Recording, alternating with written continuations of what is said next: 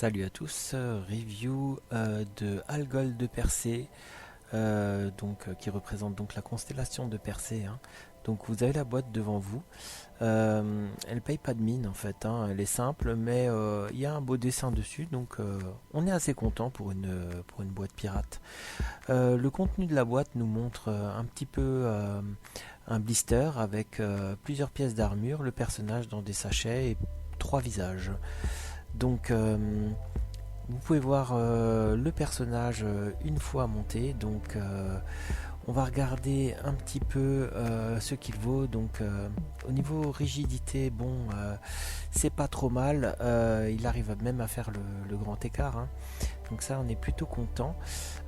Par contre, au niveau des bras, là, il y a des choses à dire, hein. Ça grippe pas mal et on a l'impression que si on force un petit peu dessus, eh ben, ça risque de casser, hein. Moi, je le sens bien quand je manipule. D'ailleurs, vous voyez bien là au niveau du coude, le plastique s'écarte presque un petit peu, et ça, c'est signe de casse.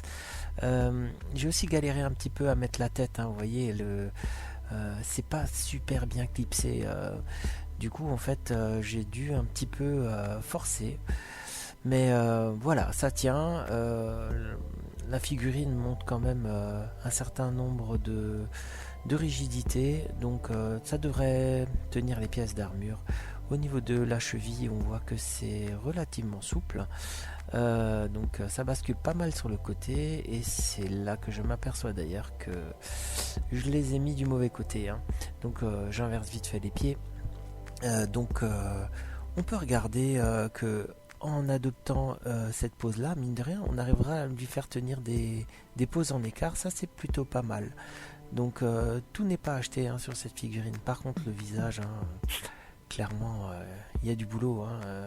On reconnaît pas du tout Algol, hein. C'est un peu dommage, hein, parce que c'est ce qui manquait un petit peu.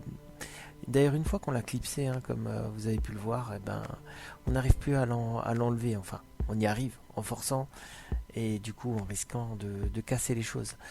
Voilà. On va essayer quelques poses. Donc la pose, hein, la plus standard du monde, vous l'avez devant vous. Casque en main, armure fait. Bon, c'est très statique, hein. La pose suivante, elle est un peu plus sympathique, une pose un peu plus martiale. Euh, Elle est plutôt jolie. Là, j'ai pris le visage fermé pour voir un petit peu la différence, hein, de ce qu'on pouvait espérer. Ça tient bien, c'est pas trop mal. Maintenant, on passe à une pose avec les yeux fermés, comme ça on aura vu tous les visages. J'illustre un petit peu plus le visage du bouclier, hein. Donc ça, ce qui est bien, c'est qu'il y a deux boucliers, un bouclier yeux fermés et yeux ouverts. Donc ça, on ne va pas se plaindre, on est content. On va passer à la pose suivante. Alors la pose suivante, voilà, c'est une pose à genoux. Donc vous voyez qu'on peut le mettre à genoux, le faire tenir. Le bouclier est vraiment beau, et selon les angles de vision, on peut avoir quelque chose de sympathique, hein, vraiment, hein. Voilà, je suis content de l'avoir dans ma collection, même s'il est loin d'être parfait, clairement, hein. Euh, on va pouvoir passer à la conclusion. Alors, au niveau des plus, ben, on peut dire que ça y est, il y a enfin Algol EX, hein. Donc ça, c'est plutôt une bonne nouvelle. Le tarif est abordable également, ça c'est très très bien. On est content de ne pas mettre des 1000 et des 100 pour une figurine comme ça. Il y a une jolie armure avec des parties manga fournies, donc ça c'est plutôt très bien. On peut également dire qu'il y a deux boucliers, donc ça c'est un gros top, hein, yeux fermés, yeux ouverts, c'est vraiment chouette. Dans les moins, bah, les visages sont moches, hein. Après, il existe des solutions, je vous invite à voir la vidéo de The CNS qui vous présente des idées. L'articulation de la tête et des coudes est beaucoup trop dure, en tout cas pour moi, hein. Du coup, quand on le manipule, bah, moi je sens des risques de casse.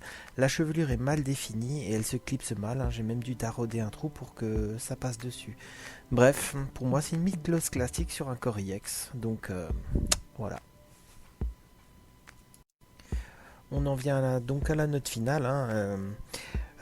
Pour moi, je vais être un petit peu sévère, mais bon, pour moi, comme je l'ai dit juste avant, hein, On a l'impression d'être retourné à une époque de la mythos classique avec ses visages qui étaient pas très très beaux, même si le corps est moderne. Donc je vais lui mettre un 11 sur 20 parce que voilà, ben, clairement, quand on voit ce que certaines firmes bootleg arrivent à faire, on peut attendre vraiment bien mieux. C'est un peu dommage pour mon Silver Cent préféré, mais voilà, en espérant que un concurrent décide de faire une petite mise à jour et à ce compte-là, ben, il sera remplacé. En attendant, il fait le taf et je suis quand même content de l'avoir dans la collection. Voilà, à bientôt les copains.